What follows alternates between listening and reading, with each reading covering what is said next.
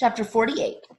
They slowly walked back to camp. The tall man was the Texas Attorney General, the chief law enforcement officer for the state. Stanley's lawyer was named Miss Marengo. Stanley held the suitcase. He was so tired he couldn't think straight. He felt as if he was walking into a dream, not quite able to comprehend what was going on around him.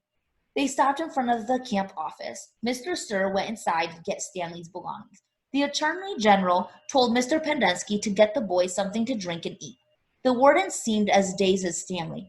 "You can't even read," she said to Zero. Zero said nothing. Miss Marengo put a hand on Stanley's shoulder and told him to hang in there. He would be seeing his parents soon. She was shorter than Stanley, but somehow gave the appearance of being tall. Mr. Pendensky returned with 2 cartons of orange juice and 2 bagels. Stanley drank the juice, but didn't feel like eating anything. "Wait," the warden exclaimed. "I didn't say they stole the suitcase. It's his suitcase, obviously, but he put things from my cabin inside it." "That isn't what you said earlier," said Miss Marengo. "What's in the suitcase?" the warden asked Stanley. "Tell us what's in it.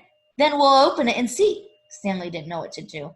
"Stanley, as your lawyer, I advise you not to open your suitcase," said Miss Marengo. "He has to open it," said the warden. "I have the right to check the personal property of any of the detainees. How do you know they aren't drugs or weapons in there? He stole a car, too. I've got witnesses," she said hysterically.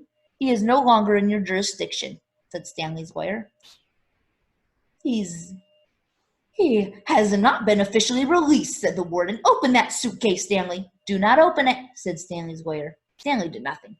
Mr. Sir returned from the office with Stanley's backpack and clothes. The Attorney General handed Miss Marengo a sheet of paper. "You're free to go," he said to Stanley. "I know you're anxious to get out of here, so you can just keep that orange suit as a souvenir, or burn it, whatever you want. Good luck, Stanley." He reached out of his hand to shake, but Miss Moreno hurried Stanley away. "Come on, Stanley," she said. "We've got a lot to talk about." Stanley stopped and turned to look at Zero. He couldn't just leave him there. Zero gave him a thumbs up. "I can't leave Hector," Stanley said. "I suggest we go," said his lawyer with a sense of urgency in his voice. "I'll be okay," said Zero. His eyes shifted toward Mr. Pendensky on one side of him, then to the warden and Mr. Sir on the other. "There is nothing I can do for your friend," said Miss Marengo. "You are released pursuant to an order from the judge." "They'll kill him," said Stanley. "Your friend is not in danger," said the Attorney General. "There's going to be an investigation into everything that's happening here. For the present, I'm taking charge of the camp." "Come on, Stanley," said his lawyer. "Your parents are waiting." Stanley stayed where he was. His lawyer sighed. "May I have a look at Hector's file?" she asked. "Certainly," said the Attorney General. "Miss Walker, go get Hector's file." She looked at him blankly. "Well..." The warden turned to Mr. Pendensky. "Bring me Hector Zeroni's file." He stared at her. "Get it!" she ordered. Mr. Pendensky went into the office. He returned a few minutes later and announced the file was apparently misplaced.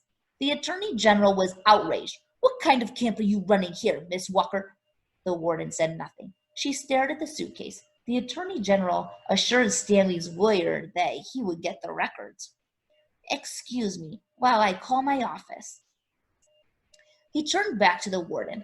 "I assume the phone works?" He walked into the camp office, slamming the door behind him. A little while later, he reappeared and told the warden he wanted to talk to her. She cursed and went inside. Stanley gave Zero a thumbs up. "Caveman, is that you?" He turned to see Armpit and Squid coming out of the rec room. Squid shouted back into the rec room, "Caveman and Zero are out here." Soon, all the boys from Camp D had gathered around him and Zero. "Good to see you, man," Armpit said, shaking his hand. "We thought you were buzzard food." "Stanley is being released today," said Mr. Pendensky. "Way to go," said Magnet, hitting him on the shoulder. "And you didn't even have to step on a rattlesnake," said Squid.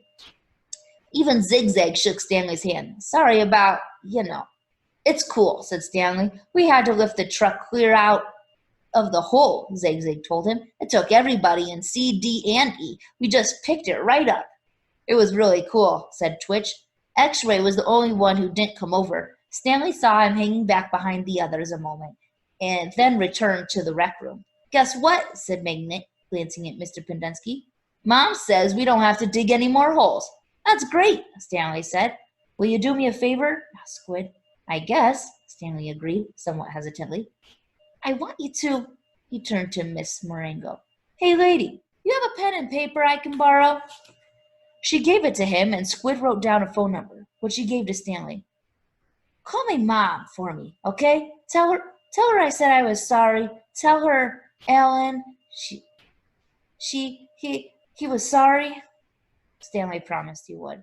Now you be careful out in the real world, said Armpit. Not everybody is as nice as us. Stanley smiled. The boys departed when the warden came out of the office. The Attorney General was right behind her. My office is having some difficulty locating Hector Zeroni's records, the Attorney General said. So you have no claim of authority over him? Asked Miss Marengo. I didn't say that. He's in the computer. We just can't access his records. It's like they've fallen through a hole in cyberspace.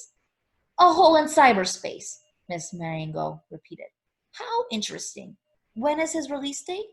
I don't know. How long has he been here? Like I said, we can't. So what are you planning to do with him? Keep him confined indefinitely without justification while you go crawling through the black holes in cyberspace? The Attorney General stared at her. He was obviously incarcerated for a reason. Ah, and what reason was that? The Attorney General said nothing. Stanley's lawyer took hold of Zero's hand. Come on, Hector, you're coming with us.